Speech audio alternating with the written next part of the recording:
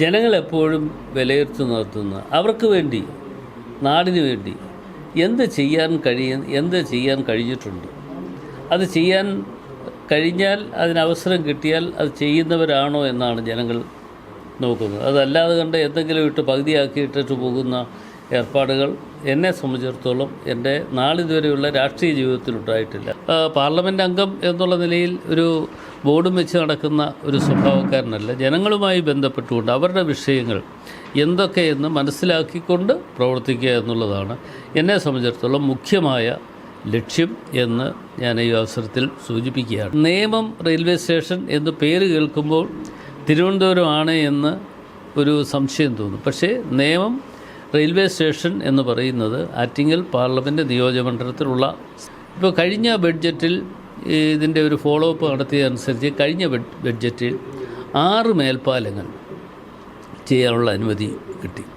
ആ അനുമതി കിട്ടിയെങ്കിലും ഉള്ള സാങ്കേതികമായൊരു തടസ്സമുള്ളത് സംസ്ഥാന ഗവൺമെൻറ്റാണ് ഇതിൻ്റെ സ്ഥലം ഏറ്റെടുത്ത് നൽകാനുള്ളത്. അവർ ആ സ്ഥലം ഏറ്റെടുത്ത് നൽകി കഴിഞ്ഞാൽ കേന്ദ്ര ഗവൺമെൻറ് ബഡ്ജറ്റിൽ വന്ന ഒരു വിഷയമെന്നുള്ള നിലയിൽ അവർ പണം ചെലവഴിച്ച് ബാക്കി കാര്യങ്ങളിലേക്ക് പോകും. പക്ഷേ സംസ്ഥാന ഗവൺമെൻറ് അക്കാര്യത്തിൽ നിസ്സംഗത കാണിക്കുകയാണ്. എം പിയുടെ ഫണ്ടായാലും ഇതിപ്പോൾ എൻ്റെ കുടുംബത്തിൽ നിന്ന് വരുന്ന ഫണ്ടല്ല, ഞാൻ കുടുംബസ്വത്ത് എടുത്ത് വിതരണം ചെയ്യുന്നതല്ല. പക്ഷേ എം പി എന്നുള്ള നിലയിൽ ഒരു പദ്ധതിക്ക് രൂപം കൊടുത്തപ്പോൾ നിരവധി മറ്റ് ചില പഞ്ചായത്തുകൾ, CPM ഭരിക്കുന്ന ചില പഞ്ചായത്തുകളിൽ പൂർണ്ണമായി സഹകരിച്ചവരുണ്ട്. അതേസമയം ചില പഞ്ചായത്തുകൾ എടുത്തു പറയേണ്ടതായിട്ടുണ്ട്. അവർ ഒരു കാരണവശാലും അതാത് പ്രദേശത്തുള്ള MLA-മാരുടെ കൂടി നിർദ്ദേശാനുസരണമാണ് അവർ ഇതിന് അനുമതി തരാതിരിക്കുന്നത് എന്നാണ് എനിക്ക് മനസ്സിലാക്കാൻ കഴിഞ്ഞിട്ടുള്ളത്. ഈ ഒരു കാര്യത്തിൽ നമ്മൾ ഇറങ്ങിത്തിരിക്കുമ്പോൾ അത് നാടിന് ഏതൊക്കെ തരത്തിൽ എന്തൊക്കെ വിഷമതകൾ ഉണ്ടായാൽ പോലും അത് ഏത് തരത്തിൽ പുരോഗതി ഉണ്ടാക്കിയെടുക്കാൻ കഴിയും എന്നതിനെക്കുറിച്ച് ആലോചിച്ചുകൊണ്ടുള്ള പ്രവർത്തനങ്ങൾക്ക് നേതൃത്വം കൊടുത്തതിൻ്റെ ഭാഗമാണ് വർക്കലയിലും കാട്ടാക്കടയിലും ഓരോ താലൂക്ക് ഉണ്ടായത്. നിലവിൽ ആറ്റിങ്ങൽ മണ്ഡലത്തിലെ സിറ്റിംഗ് MP ആണ് താങ്കൾ. അപ്പോൾ ഇനി ഒരു തവണ കൂടി ഈ മണ്ഡലത്തിലേക്ക് മത്സരിക്കുമ്പോൾ എന്തൊക്കെയാണ് ജനങ്ങൾക്ക് നൽകാൻ കഴിയുന്ന പ്രതീക്ഷ? ഈ കഴിഞ്ഞ 5 വർഷക്കാലമായി ആറ്റിങ്ങൽ ജനതയുമായി ഇഴുകിച്ചേർന്ന് പോയ ഒരു വ്യക്തിയാണ് ഞാൻ. ആറ്റിങ്ങലെ പല പ്രശ്നങ്ങൾക്കും പരിഹാരമുണ്ടാക്കുവാൻ അതിലൂടെ കഴിഞ്ഞു. ആറ്റിങ്ങൽ ബൈപ്പാസ് ഉൾപ്പെടെ നാഷണൽ ഹൈവേയുമായി ബന്ധപ്പെട്ടുകൊണ്ടുള്ള റോഡ് ഉൾപ്പെടെയുള്ള കാര്യങ്ങൾ എത്രയോ വർഷങ്ങൾക്ക് മുമ്പ് ഇത് പൂർത്തീകരിക്കേണ്ടിയിരുന്നതാണ്. കഴക്കൂട്ടം വരെയുള്ള ഭാഗം നേരത്തെ തന്നെ പൂർത്തീകരിച്ചു. അതിന് ശേഷമുള്ള കഴക്കൂട്ടം മുതൽ കടമ്പാട്ടുകോണം വരെയുള്ള ഭാഗം അത് തുടക്കം പോലും കുറിക്കാതെ കിടന്നിരുന്നു എന്നുള്ളത് യാഥാർത്ഥ്യമാണ്. അതിൻ്റെ കാരണം അതിനൊരു ഫോളോ അപ്പ് ഇല്ലാതായിപ്പോയി. 3A നോട്ടിഫിക്കേഷൻ നടത്തിക്കഴിഞ്ഞാൽ 3D നോട്ടിഫിക്കേഷനിലേക്ക് പോവുക എന്നുള്ളത് സ്വാഭാവികമായിട്ടുള്ളൊരു കാര്യമാണ്. ഒരു വർഷക്കാലത്തിനുള്ളിൽ 3A നോട്ടിഫിക്കേഷൻ നടത്തിയതിന് ശേഷം 3D നോട്ടിഫിക്കേഷനിലേക്ക് പോയില്ലെങ്കിൽ സ്വാഭാവികമായി അത് നഷ്ടപ്പെട്ടു പോകും. അങ്ങനെ 4 തവണ നഷ്ടപ്പെട്ട ഒരു കാര്യം അത് വീണ്ടെടുത്തുകൊണ്ട് വീണ്ടും 1 എന്ന് പറഞ്ഞ് തുടങ്ങി പ്രവർത്തനം ആരംഭിച്ചതിൻ്റെ ഭാഗമായിട്ടാണ് കടമ്പാട്ടുകോണം മുതൽ കഴക്കൂട്ടം വരെയുള്ള നാഷണൽ ഹൈവേ റോഡിൻ്റെ നിർമ്മാണ പ്രവർത്തനം ഇപ്പം നടന്നുകൊണ്ടിരിക്കുന്നു. അതിൻ്റെ ഒരു ഫോളോ അപ്പ് എന്ന് പറയുന്നത് MP എന്നുള്ള നിലയിൽ 3D നോട്ടിഫിക്കേഷനിലേക്ക് പോകുന്ന കാര്യത്തിലും മറ്റും ഞാനത് ശ്രദ്ധ കൊടുത്തുകൊണ്ട് അതിൻ്റെ പിന്നാലെ നടന്നു. അതുകൂടാതെ നമ്മുടെ ബൈപ്പാസ് വന്നു. അപ്പോൾ ഇതെല്ലാം ഈ ജനങ്ങളുടെ മനസ്സിലുള്ള ഒരു കാര്യമാണ്. ഞാൻ ഇവിടെ വരുന്ന 2019 വരുന്ന കാലഘട്ടത്തിൽ ആറ്റിങ്ങൽ ഒരു ഗതാഗത കുരുക്ക് എന്ന് പറയുന്നത് ഒരു വലിയ പ്രശ്നമായിരുന്നു. അതിപ്പോഴും ഉണ്ട്, പൂർണ്ണമായി എന്ന് ഞാൻ പറയുന്നില്ല, എങ്കിലും ഇപ്പോഴും ഉണ്ട്. ആ ഗതാഗത കുരുക്ക് അവസാനിപ്പിക്കുവാൻ വേണ്ട നടപടികൾ സ്വീകരിക്കുമെന്നാണ് ഞാൻ കഴിഞ്ഞ തെരഞ്ഞെടുപ്പിൽ ജനങ്ങളെ സാക്ഷി നിർത്തിക്കൊണ്ട് പറഞ്ഞത്. അത് പൂർത്തീകരിച്ച് വരികയാണ്. അത് പൂർത്തീകരിക്കാൻ ഉള്ള നടപടികൾ നിശ്ചയമായും അടുത്ത ഒരു തവണ കൂടി എനിക്ക് അവസരം നൽകിയാൽ അതോടൊപ്പം നിന്നുകൊണ്ട് അതിൻ്റെ പിന്നാലെ നിന്ന് പ്രവർത്തിക്കും എന്ന കാര്യത്തിൽ ജനങ്ങളെ സംബന്ധിച്ചിടത്തോളം അവർക്ക് യാതൊരു ആശങ്കയും കാണില്ല എന്ന് തന്നെ ഞാൻ വിശ്വസിക്കുകയാണ്. അതുപോലെ ഇവിടെ മുടങ്ങിക്കിടന്ന നിരവധി സംരംഭങ്ങളുണ്ട്. 1985 ESI കോർപ്പറേഷൻ്റെ ഒരു ആശുപത്രി സമുച്ചയം ഇവിടെ ഉണ്ടാകുന്നതിന് വേണ്ടി സ്ഥലം വാങ്ങിയിട്ടത്. ആ സ്ഥലം വാങ്ങിയിട്ടതിന് ശേഷം 2012 കാലഘട്ടത്തിലാണെന്നാണ് എൻ്റെ ഓർമ്മ. അന്ന് എൻ്റെ ഓർമ്മ എന്ന് പറയുമ്പോൾ ഞാൻ അറിഞ്ഞ കാര്യമാണ്. അന്ന് കേന്ദ്രമന്ത്രി വന്ന് കല്ലടിയിലൊക്കെ നടത്തിപ്പോയി. പക്ഷേ ഒരു നയാ പൈസ ഇവിടെ കിട്ടിയില്ല. പിന്നെ 2019 ഞാൻ MP ആയി വന്നതിന് ശേഷം പാർലമെൻറ്റിൽ വിഷയം അവതരിപ്പിച്ച് അതിന് പിന്നാലെ നിന്ന് അതിന് ഒരുപാട് തടസ്സവാദങ്ങളുണ്ടായി. ആ തടസ്സങ്ങളൊക്കെ നീക്കം ചെയ്തുകൊണ്ട് ഒരു നിശ്ചയദാർഢ്യത്തോടു കൂടി ഇതെന്ത് വന്നാലും ഇത് കൊണ്ടുവരണം എന്നുള്ള ഒരു നിശ്ചയദാർഢ്യത്തോടു കൂടിയുള്ള പ്രവർത്തനം നടത്തിയതിൻ്റെ ഭാഗമായിട്ടാണ് അതിൻ്റെ പണികൾ ഇപ്പോൾ പൂർത്തീകരിക്കാൻ കഴിഞ്ഞിട്ടുള്ളത്. അതേപോലെ ഇവിടെ ഈ പ്രദേശവുമായി ബന്ധപ്പെട്ടുകൊണ്ട് റെയിൽവേയുടെ കാര്യമാണെങ്കിലും അതുപോലെ ഒട്ടനവധി വിഷയങ്ങളുമായി ഒക്കെ ബന്ധപ്പെട്ടുകൊണ്ട് പിന്നെ പാർലമെൻറ്റ് അംഗമെന്നുള്ള നിലയിൽ പാർലമെൻറ്റിൽ അവതരിപ്പിക്കുക മാത്രമല്ല, അതിന് മറുപടി കിട്ടിക്കഴിഞ്ഞാൽ അതിൻ്റെ ഒരു ഫോളോ അപ്പ്, അത് എന്തൊക്കെ ചെയ്യുന്നു, എങ്ങനെയാണ് എന്നതിനെക്കുറിച്ച് കൂടെ നിന്നുകൊണ്ട് കാര്യങ്ങൾ പരിശോധിക്കുകയും ബന്ധപ്പെട്ട ഉദ്യോഗസ്ഥന്മാരുമായി അതിനെ നിരന്തരമായ അവരുമായി ബന്ധപ്പെട്ട് കാര്യങ്ങൾ എങ്ങനെ നേടിയെടുക്കാൻ കഴിയും എന്നതിനെക്കുറിച്ച് അവഗാഢതയോടുകൂടി പഠനം നടത്തിയതിന് ശേഷം പ്രവർത്തിച്ച ഒരാളാണ്. അപ്പോൾ പിന്നെ വർക്കലയിലെ റെയിൽവേ സ്റ്റേഷൻ ആണെങ്കിലും 133 കോടി രൂപ അതിന് അനുവദിപ്പിക്കാൻ കഴിഞ്ഞു. അതുകൂടാതെ ചിറയൻകീഴിലെ റെയിൽവേ സ്റ്റേഷൻ, അത് കൂടാതെ നേമം റെയിൽവേ സ്റ്റേഷൻ എന്ന് പേര് കേൾക്കുമ്പോൾ തിരുവനന്തപുരമാണ് എന്ന് ഒരു സംശയം തോന്നും. പക്ഷേ നേമം റെയിൽവേ സ്റ്റേഷൻ എന്ന് പറയുന്നത് ആറ്റിങ്ങൽ പാർലമെൻറ്റ് നിയോജകമണ്ഡലത്തിലുള്ള സ്ഥലമാണ്. അന്ന് ഒരു 113 കോടി, എൻ്റെ ഒരു ഓർമ്മ വെച്ച് ഞാൻ പറയുകയാണ്, 113 കോടി രൂപയുടെ ഒരു പദ്ധതിക്ക് 2019 തന്നെ കേന്ദ്രമന്ത്രി, അന്നത്തെ കേന്ദ്രമന്ത്രി പീയൂഷ് ഗോയലാണ്, അദ്ദേഹം വന്ന് കല്ലടിയിലൊക്കെ നടത്തിപ്പോയി. പക്ഷേ കല്ലടിയിൽ നടത്തിയത് മാത്രമേ നടന്നുള്ളൂ, പ്രഖ്യാപനവും നടന്നു. പക്ഷേ അതിനുശേഷം യാതൊരു കാര്യവും നടന്നില്ല. അത് പുനഃസ്ഥാപിച്ച് ഇവിടെ വീണ്ടും അത് തുടക്കം കുറിക്കണം. കാര്യം ഇപ്പോൾ റെയിൽവേയുടെ വിഷയങ്ങൾ നോക്കുമ്പോൾ പലപ്പോഴും പല ബ്ലോക്കുകളും, ട്രാഫിക് ബ്ലോക്കുകളും മറ്റും ഉണ്ട് എന്നുള്ളതുകൊണ്ട് പുതിയ റെയിൽവേ സംവിധാനമൊന്നും കൊണ്ടുവരാൻ പറ്റുന്നില്ല. അപ്പോൾ അങ്ങനെയൊക്കെ ഉള്ളപ്പോൾ അതുകൂടി ആരംഭിക്കണം എന്ന് പറഞ്ഞ് നിരന്തരമായി പാർലമെൻറ്റിൽ ആണെങ്കിലും വിഷയങ്ങൾ ഉന്നയിച്ചു, ചോദ്യങ്ങൾ ഉന്നയിച്ചു. അതിൻ്റെ ഭാഗമായി അത് നേടിയെടുക്കാൻ കഴിഞ്ഞു. അതിൻ്റെ പണികൾ ഇപ്പോൾ നടന്നുകൊണ്ടിരിക്കുകയാണ്. അപ്പോൾ അതേപോലെ തന്നെ നെടുമങ്ങാട് പ്രദേശത്ത് അത് 2015 ആണെന്നാണ് എൻ്റെ ഒരു ഓർമ്മയാണ്. ഇതിനകത്ത് എൻ്റെ കൃത്യമായിട്ടുള്ള തീയതി ഞാൻ കൊടുത്തിട്ടുണ്ട്. 2015 അവിടെ ISROയുമായി ബന്ധപ്പെട്ടുകൊണ്ട് ജനങ്ങളുടെ ഭൂമി അത് ഏറ്റെടുത്തു. ഭൂമി ഏറ്റെടുത്ത് കല്ലടിയിലൊക്കെ നടത്തി ജനങ്ങൾ അതിൻ്റെ ഡോക്യുമെൻസൊക്കെ കൊടുത്തു. പക്ഷേ അവർക്ക് പൈസ കിട്ടിയില്ല.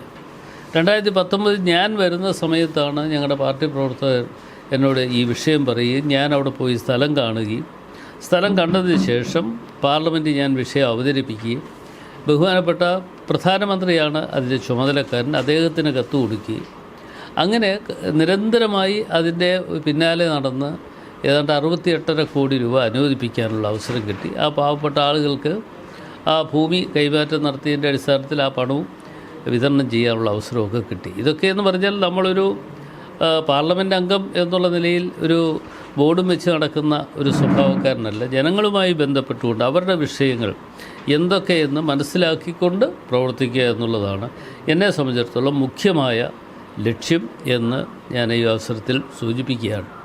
പിന്നെ ഗ്രാമീണ റോഡുകൾ, തിരുവനന്തപുരം ജില്ലയ്ക്ക് 22 ഗ്രാമീണ റോഡുകൾ അനുവദിച്ചു.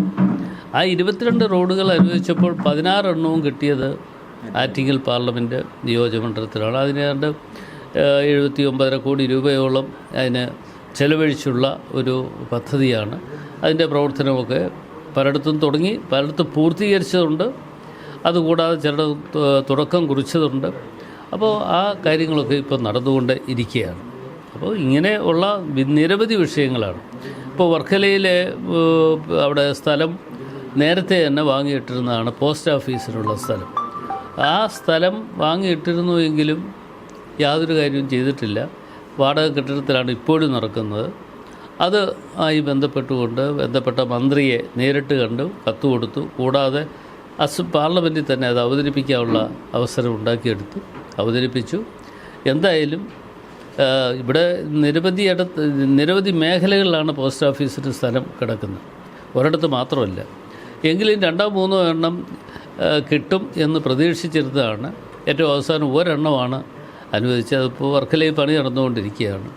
ഇവിടെ ഏറ്റവും പ്രധാനമായിട്ടുള്ള മറ്റൊരു കാര്യം ഈ റെയിൽവേ ഓവർ ബ്രിഡ്ജുകൾ. അതൊരു പ്രധാനപ്പെട്ട വിഷയമാണ്.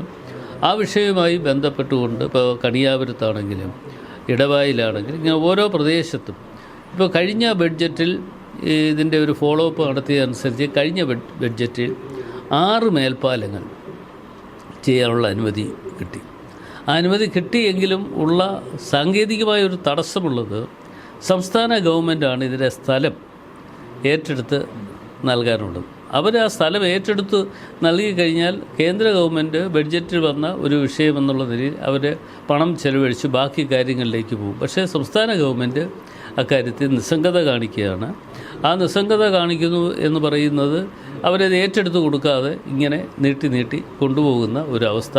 കണിയാപുരത്തിൻ്റെ കാര്യമാണെങ്കിൽ ഇപ്പോഴല്ല, വളരെ നേരത്തെ തന്നെ അതിനുള്ള അനുമതി വാങ്ങിയെടുക്കാൻ കഴിഞ്ഞു. പക്ഷേ സ്ഥലം ഏറ്റെടുത്ത് കൊടുത്തിട്ടില്ല. ഇപ്പോൾ ചിറയിൻകീഴിലൊരെണ്ണം നടന്നുകൊണ്ടിരിക്കുന്നു. ഇതെല്ലാം ഒരു സംസ്ഥാന സർക്കാരിൻ്റേതായ ഒരു നിസ്സംഗതയാണ്. ഇത് നിർമ്മാണ പ്രവർത്തനം ഒക്കെ ഒരു നിശ്ചലാവസ്ഥയിൽ ഇപ്പോൾ നീങ്ങിക്കൊണ്ടിരിക്കുന്നത്. ഇത്തരം കാര്യങ്ങൾക്കൊക്കെ ഒരു പരിഹാരം ഇവിടെ ഉണ്ടാകണം എന്നുള്ളതാണ് പാർലമെൻറ്റ് അംഗം എന്നുള്ള നിലയിൽ എന്നെ സംബന്ധിച്ചിടത്തോളം ഏറ്റവും പ്രധാനമായിട്ടുള്ളത് എന്ന് ഞാൻ ഈ അവസരത്തിൽ പറയാൻ ആഗ്രഹിക്കുകയാണ്. നിലവിൽ മണ്ഡലത്തിൽ താങ്കളെക്കുറിച്ച് അന്വേഷിച്ചപ്പോൾ നമുക്കറിയാവുന്നതാണ് 5 പ്രകാശ വർഷങ്ങളെന്ന് പറയുന്ന പോലെ പ്രകാശം പരത്തിയ MP എന്ന രീതിയിലൊരു പരാമർശം ഉണ്ടാവുകയായിരുന്നു. അതുപോലെ തന്നെ പ്രധാനമായിട്ട് പറഞ്ഞ ഈ വികസന പദ്ധതിയായിട്ടുള്ള ആറ്റിങ്ങൽ ബൈപ്പാസ്, അതുപോലെ തന്നെ വർക്കല ശിവഗിരി ടൂറിസവുമായി ബന്ധപ്പെട്ട വിഷയങ്ങൾ. അപ്പോൾ ഇങ്ങനെയുള്ള കാര്യങ്ങൾക്ക് മുന്നിൽ നിരവധി വെല്ലുവിളികൾ അഭിമുഖീകരിക്കേണ്ടി വന്നിട്ടുണ്ടായിരുന്നു. അതിനെങ്ങനെയാണ് തരണം ചെയ്തിട്ടുള്ളത്? ഞാനിതൊന്നും ഒരു വെല്ലുവിളിയായി കാണുന്നില്ല. ഇപ്പോൾ എൻ്റെ ശത്രുക്കൾ എന്ന് പറയുന്നത് എൻ്റെ മിത്രങ്ങളാണെങ്കിലും അവർ ചിലപ്പോൾ ശത്രുക്കളായി അഭിനയിക്കാറുണ്ട്. ഇപ്പോൾ ഞാൻ ഒരു പദ്ധതിക്ക് ഇവിടെ രൂപം കൊടുത്തത് വെളിച്ചം പകർന്നു കൊടുക്കുന്ന ഒരു പദ്ധതി. ആ പദ്ധതി പ്രകാരം ഒരു 500-ലധികം ലൈറ്റുകൾ സ്ഥാപിച്ച് വെളിച്ചം പകർന്നു കൊടുക്കുന്ന ഒരു പദ്ധതി. അത് നിയോജകമണ്ഡലത്തിൻ്റെ നിരവധി മേഖലകളാണ്. അതിനകത്ത് കക്ഷിയോ രാഷ്ട്രീയമോ ഒന്നുമില്ല. പഞ്ചായത്ത് മെമ്പർ CPM ആണ് അല്ലെങ്കിൽ BJP ആണ്, ഇതൊന്നും നോക്കിക്കൊണ്ടല്ല ചെയ്യുന്നത്. പക്ഷേ അതിനകത്ത് ഒരു പ്രദേശത്തിൻ്റെ ആവശ്യം മനസ്സിലാക്കിക്കൊണ്ട് ഉള്ള പ്രവർത്തനങ്ങൾ നിറവേറ്റുന്നു എന്നുള്ളതിൻ്റെ അടിസ്ഥാനത്തിൽ 500-ലധികം ലൈറ്റുകളിലൂടെ സ്ഥാപിക്കാൻ കഴിഞ്ഞു. അത് ചില പഞ്ചായത്തുകൾ വളരെ ബോധപൂർവമായി അതിനുള്ള അനുമതി കൊടുക്കാതെ ഇരിക്കുന്നുണ്ട്. ചില പഞ്ചായത്തുകൾ MP-യുടെ ഫണ്ട് ഇവിടെ വിനിയോഗിക്കേണ്ട എന്നുള്ള രാഷ്ട്രീയമായിട്ടുള്ള അവരുടെ ഒരു കാഴ്ചപ്പാടാണ്. അപ്പോൾ രാഷ്ട്രീയമായ കാഴ്ചപ്പാട് എന്ന് പറയുമ്പോൾ ഒരു നാടിന് കിട്ടേണ്ടതായ ഒരു അവകാശത്തെ നിഷേധിക്കുന്നതാണ്. MP-യുടെ ഫണ്ടായാലും ഇതിപ്പോൾ എൻ്റെ കുടുംബത്തിൽ നിന്ന് വരുന്ന ഫണ്ടല്ല, ഞാൻ കുടുംബസ്വത്ത് എടുത്ത് വിതരണം ചെയ്യുന്നതല്ല. പക്ഷേ MP എന്നുള്ള നിലയിൽ ഒരു പദ്ധതിക്ക് രൂപം കൊടുത്തപ്പോൾ നിരവധി മറ്റ് ചില പഞ്ചായത്തുകൾ, CPM ഭരിക്കുന്ന ചില പഞ്ചായത്തുകൾ പൂർണ്ണമായി സഹകരിച്ചവരുണ്ട്. അതേസമയം ചില പഞ്ചായത്തുകൾ എടുത്തു പറയേണ്ടതായിട്ടുണ്ട്. അവർ ഒരു കാരണവശാലും അതാത് പ്രദേശത്തുള്ള MLA-മാരുടെ കൂടി നിർദ്ദേശാനുസരണമാണ് അവർ ഇതിന് അനുമതി തരാതിരിക്കുന്നത് എന്നാണ് എനിക്ക് മനസ്സിലാക്കാൻ കഴിഞ്ഞിട്ടുള്ളത്. എന്നിരുന്നാൽ പോലും അവർ തന്നില്ലെങ്കിൽ തൊട്ടടുത്ത പഞ്ചായത്തിൽ ആവശ്യപ്പെടുന്ന ആളുകൾക്ക് വീണ്ടും കൊടുക്കുകയാണ്. അതുകൊണ്ടാണ്, അല്ലെങ്കിൽ ഒരു 500-ലധികം ലൈറ്റുകൾ സ്ഥാപിക്കാൻ കഴിഞ്ഞു എന്ന് ഞാൻ അഭിമാനത്തോടു കൂടി പറയുമ്പോൾ ഒരു കാരണവശാലും ഇത് നടപ്പാക്കണമെങ്കിൽ പഞ്ചായത്തിൻ്റെ അനുമതിയാണ് വേണ്ടത്. അത് ജില്ലാ കളക്ടർക്ക് പ്രപ്പോസൽ കൊടുത്താൽ അവർ നേരെ പഞ്ചായത്തിലയക്കും. പഞ്ചായത്തിലയച്ചു കഴിഞ്ഞാൽ അത് ബാക്കി നടപടിയിലേക്ക് പോകുന്ന അവസരം ആണ്. ഓരോ പ്രദേശത്തും ആളുകൾ പോയി പരിശോധന നടത്തി കാര്യങ്ങൾ ചെയ്യും. പ്രധാനമായും ഇനി തിരഞ്ഞെടുപ്പിനെക്കുറിച്ച് ചോദിക്കുകയാണെങ്കിൽ ശക്തരായ സ്ഥാനാർത്ഥികളെ തന്നെയാണ് LDFും അതുപോലെ തന്നെ NDAയും പ്രഖ്യാപിച്ചിരിക്കുന്നത്. ഒന്നാകട്ടെ ജില്ലാ സെക്രട്ടറിയും അതുപോലെ SFIയുടെ ഏറ്റവും പ്രിയപ്പെട്ട ഒരു നേതാവായി തന്നെയാണ് അറിയപ്പെടുന്നത്. നമ്മൾ കണ്ടതാണ്, പ്രഖ്യാപനം വരുന്നതിന് മുന്നേ തന്നെ നിരവധി കുട്ടികളും മറ്റുമൊക്കെ പ്രചാരണത്തിനായി ഈ മേഖലകളിലൊക്കെ തന്നെ ഇറങ്ങിയതാണ്. അതുപോലെ സിറ്റിംഗ് MP എന്ന നിലയിൽ താങ്കൾ തന്നെ ആയിരിക്കും നേരത്തെ തന്നെ പ്രവചിക്കാൻ കഴിഞ്ഞതായിരുന്നു. ഒപ്പം തന്നെ NDAയുടെ സ്ഥാനാർത്ഥി കേന്ദ്രമന്ത്രി V. മുരളീധരനാണ്. അപ്പോൾ ഒരു വലിയൊരു മത്സര ചൂട് തന്നെയാണ് ആറ്റിങ്ങലിൽ നമുക്ക് കാണുവാനായി കഴിയുന്നത്. അപ്പോൾ ഒരു വിജയപ്രതീക്ഷ അത് വലിയൊരു ബാലികേറാമല തന്നെയാണോ? അങ്ങനെ ഒരു ബാലികേറാമലയായിട്ട് ഞാനിതിനെ കണ്ടിട്ടില്ല. ജനങ്ങളെപ്പോഴും വിലയിരുത്തി നിർത്തുന്ന അവർക്ക് വേണ്ടി, നാടിന് വേണ്ടി എന്ത് ചെയ്യാൻ കഴിഞ്ഞിട്ടുണ്ട്, അത് ചെയ്യാൻ കഴിഞ്ഞാൽ, അതിനവസരം കിട്ടിയാൽ അത് ചെയ്യുന്നവരാണോ എന്നാണ് ജനങ്ങൾ നോക്കുന്നത്. അതല്ലാതെ കണ്ട് എന്തെങ്കിലും ഇട്ട് പകുതിയാക്കിയിട്ടിട്ട് പോകുന്ന ഏർപ്പാടുകൾ എന്നെ സംബന്ധിച്ചിടത്തോളം എൻ്റെ നാളിതുവരെയുള്ള രാഷ്ട്രീയ ജീവിതത്തിലുണ്ടായിട്ടില്ല. അതിവിടെയല്ല, ഞാൻ 23 വർഷക്കാലം MLA ആയി പ്രവർത്തിക്കുന്ന സമയത്താണെങ്കിലും അവിടെ എന്നെക്കൊണ്ട് ചെയ്യാൻ പറ്റുന്ന പരമാവധി കാര്യങ്ങൾ ഞാൻ നിറവേറ്റുവാൻ എനിക്ക് അവസരം കിട്ടി. അവിടെ അവരാഗ്രഹിച്ച കാര്യങ്ങൾ, ആഗ്രഹിക്കാത്ത കാര്യങ്ങൾ ആ നിയോജകമണ്ഡലത്തിന് ഉണ്ടാക്കി കൊടുക്കാൻ കഴിഞ്ഞു. എന്ന് പറഞ്ഞതുപോലെയാണ് ഞാൻ റവന്യൂ വകുപ്പിൻ്റെ ചുമതല വഹിക്കുന്ന അവസരത്തിലാണ് കാട്ടാക്കടയിലും വർക്കലയിലും ഓരോ താലൂക്ക് കൊടുത്തത്. താലൂക്ക് അനുവദിക്കുന്നു എന്ന് പറയുമ്പോൾ താലൂക്ക് വന്നു കഴിഞ്ഞാൽ അതിൻ്റേതായ മെച്ചം എന്ന് പറയുന്നത് അതുമായി ബന്ധപ്പെട്ടുകൊണ്ട് നിരവധി സർക്കാർ ഓഫീസുകൾ വരികയാണ്. ഒരു ഓഫീസല്ല, നിരവധി ഓഫീസുകൾ അതിൻ്റേതായ താലൂക്ക് വന്നു കഴിഞ്ഞാൽ അതിൻ്റേതായ നടപടിക്രമങ്ങൾ അനുസരിച്ച് ബാക്കിയുള്ള കാര്യങ്ങൾ നടക്കും. അതൊന്നും ഇവിടെ ഞാനിവിടെ മത്സരിക്കാൻ വരുന്നു എന്ന് കണ്ടുകൊണ്ട് കൊടുത്തതല്ല. കേരളത്തിൻ്റെ പൊതു താല്പര്യം വെച്ചുകൊണ്ട് റവന്യൂ വകുപ്പ് മന്ത്രിയായിരിക്കുമ്പോൾ അന്ന് 12 താലൂക്കുകൾ പ്രഖ്യാപനം ഉണ്ടാക്കി, അതായത് ബഡ്ജറ്റിൽ അത് പേരെടുത്ത് പറഞ്ഞ് അത് ചെയ്യാനുള്ള അവസരം എന്നെ സംബന്ധിച്ചിടത്തോളം ലഭിച്ചു. റവന്യൂ വകുപ്പിൻ്റെ ഒരു പ്രപ്പോസൽ അനുസരിച്ചാണ് അതൊക്കെ ഉണ്ടായത്. എന്ന് വെച്ചാൽ ഈ ഒരു കാര്യത്തിൽ നമ്മൾ ഇറങ്ങിത്തിരിക്കുമ്പോൾ അത് നാടിന് ഏതൊക്കെ തരത്തിൽ എന്തൊക്കെ വിഷമതകൾ ഉണ്ടായാൽ പോലും അത് ഏത് തരത്തിൽ പുരോഗതി ഉണ്ടാക്കിയെടുക്കാൻ കഴിയും എന്നതിനെക്കുറിച്ച് ആലോചിച്ചുകൊണ്ടുള്ള പ്രവർത്തനങ്ങൾക്ക് നേതൃത്വം കൊടുത്തതിൻ്റെ ഭാഗമാണ് വർക്കലയിലും കാട്ടാക്കടയിലും ഓരോ താലൂക്ക് ഉണ്ടായത്. അപ്പോൾ അതിൻ്റേതായ വളർച്ച ആ പ്രദേശത്തും ഉണ്ടാകുന്നു. പിന്നെ മറ്റ് കാര്യങ്ങൾ ഇവിടെ സ്ഥാനാർത്ഥികൾ എന്നുള്ളതിൽ 3 പേര് മത്സരിക്കുമ്പോൾ അത് എന്തായാലും ഒരു ത്രികോണ മത്സരം തന്നെയായിരിക്കും. ആ ത്രികോണ മത്സരത്തിൽ വമ്പന്മാരാണ് എന്നോടൊപ്പം പോരാട്ടം നടത്തുന്നത് എന്നുള്ളത് കൊണ്ട് അതിലൊന്നും ഒരു ഭയപ്പാടും എന്നെ സംബന്ധിച്ചിടത്തോളം അങ്ങനെ ഒരു കാര്യം ഇല്ല എന്ന് തന്നെ ഞാൻ പറയുന്നു. എനിക്ക് ജനങ്ങൾക്ക് ഉള്ള വിശ്വാസം, എന്നെക്കുറിച്ച് ജനങ്ങൾക്കറിയാവുന്നത്, ജനങ്ങൾ എന്നെ അറിയാം, എനിക്ക് അവരെ അറിയാം. അതാണ് എൻ്റെ ഒരു പോളിസി. പരാജയം ഇതുവരെ അറിയാത്തത് തന്നെയാണോ കോൺഫിഡൻസ്? അല്ല, പരാജയം എന്ന് പറയുന്നത് തെരഞ്ഞെടുപ്പിൽ ജയവും പരാജയവും ഒക്കെ സ്വാഭാവികമായും ഉണ്ടാകാം. പക്ഷേ നമ്മൾ ചെയ്യുന്ന പ്രവൃത്തിയിലാണ് ജനങ്ങൾ അംഗീകരിക്കുന്നത്. നമ്മൾ ചെയ്യുന്ന പ്രവൃത്തി എന്തൊക്കെ നല്ല പ്രവർത്തനമാണോ, അത് ജനങ്ങൾക്ക് ഉപകാരപ്രദമുള്ളതാണോ എന്നുള്ളതാണ് ജനങ്ങൾ വീക്ഷിക്കുന്ന ഒരു കാര്യം. അപ്പോൾ ജനങ്ങൾ അത് വിലയിരുത്തൽ നടത്തും എന്ന് തന്നെയാണ് എൻ്റെ വിശ്വാസം. അതുപോലെ ഇടയ്ക്ക് മുൻ MP ഇവിടെ നടത്തിയൊരു പരാമർശം ഉണ്ടായിരുന്നു, ആറ്റിങ്ങൽ ബൈപ്പാസ് യാഥാർത്ഥ്യമാക്കാൻ വേണ്ടി എല്ലാവിധ പ്രവർത്തനങ്ങളും ചെയ്തു. അപ്പോൾ ആറ്റിങ്ങൽ എന്തിനാണ് ഒരു ബൈപ്പാസ് എന്നൊരു ചോദ്യം പോലും ഒരു ഘട്ടത്തിൽ ഉയർന്നിട്ടുണ്ടായിരുന്നു. ശരിക്കും ജനങ്ങളത് ആഗ്രഹിക്കുന്നില്ലേ? അത് എൻ്റെ ഭാഗത്തു നിന്നുണ്ടായ ചോദ്യമല്ല, ഞാനല്ല ആ ചോദ്യം ചോദിച്ചത്. എനിക്ക് തോന്നുന്നത് കഴിഞ്ഞ തെരഞ്ഞെടുപ്പ് സമയത്ത് അന്നത്തെ MP ബഹുമാനായ ശ്രീ സമ്പത്തായിരുന്നല്ലോ, അദ്ദേഹത്തിൻ്റെ നാവിൽ നിന്ന് വന്ന ഒരു വാക്കാണ് എന്നാണ് എനിക്ക് മനസ്സിലാക്കാൻ കഴിഞ്ഞത്. പക്ഷേ ഒരു ബൈപ്പാസൊക്കെ വരിക എന്ന് പറയുന്ന ഒരു നാടിൻ്റെ ഒരു പുരോഗതി. ഇനിയിപ്പോൾ ആ ബൈപ്പാസുമായി ബന്ധപ്പെട്ടുകൊണ്ട് ആ പ്രദേശത്ത് എന്തൊക്കെ വളർച്ചയാണ് വരാൻ പോകുന്നതെന്ന് ഈ വലിയ കാലതാമസമില്ലാതെ ജനങ്ങൾ കണ്ടറിയുവാനും അനുഭവിച്ചറിയാനും പോകുന്ന ഒരു കാര്യമാണ്. അതൊരു നാടിൻ്റെ ഒരു വലിയ വികസനമാണ്.